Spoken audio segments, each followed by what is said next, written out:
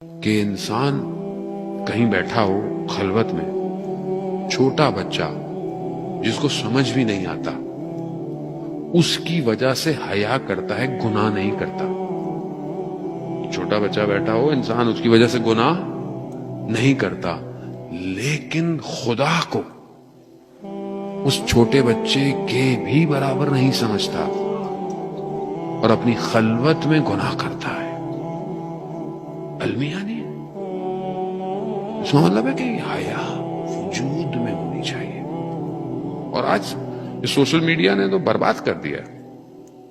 میں آپ کو ممبر سے بیان نہیں کر سکتا جو لوگ ہمیں مشکلات بتاتے ہیں کہ کیا کریں مولانا، کیا کریں، گھر برباد ہو گیا تو حیا نہیں رہی نا، ایکسس ہو گیا ہے۔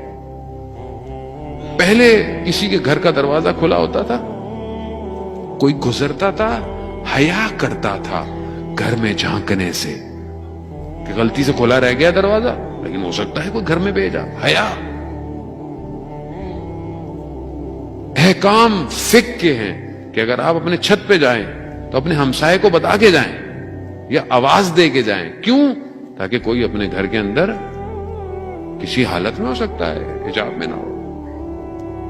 حقوق ہیں اجزاء، حقوق الناس ہے کہ اگر کسی کی کھڑکی کھلی ہوئی ہے اور اگر وہ گھر میں خدا نہ خواستہ کوئی بے حجاب ہے یا اپنے کاموں میں، اس کو پتہ نہیں ہے اور آپ کو نظر آ گیا، حقوق ہے، اگر آپ نے اس کو دیکھا قیامت میں حق ادا کرنا پڑے گا۔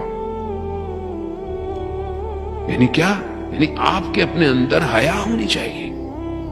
یہ دور تھا پہلے، اب کون سا دور ہے؟ آئیے، اب تو در و دیوار ہی نہیں ہے۔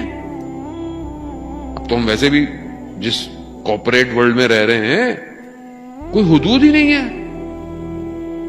اور جب سے یہ اپلیکیشن آئی ہے، یہ سافٹ ویئر، یہ فیس بک، یہ انسٹاگرام، یہ تو اب گھر کی دیواریں گر گئی ہیں اور سب کچھ اب فیس بک کی دیوار پہ ہوتا ہے۔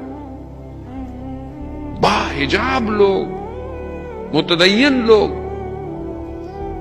اتنا نفس کمزور ہو گیا ہے، میں کیا بتاؤں آپ کو۔ شادی شدہ لوگ گھر برباد ہو رہے ہیں جانے محترم۔ یہ آپ کی ذمہ داری ہے کہ آپ اپنے بچوں کو نوٹ کریں کیا کرتے ہیں یہ راتوں کو بیٹھ کے، کیوں انٹرنیٹ کے موبائلوں کے پیکیجز اتنے سستے ہیں، رات کو ساری رات 5 روپے میں ساری رات بات کریں۔ کس سے بات کرے گا یہ رات کو؟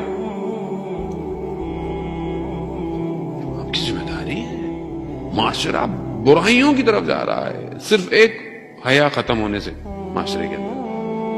اس کو سمجھیں، اس کی وجہ سے گھر برباد ہو رہے ہیں، ڈائیورس کا ریشو بڑھ گیا ہے اسی وجہ سے۔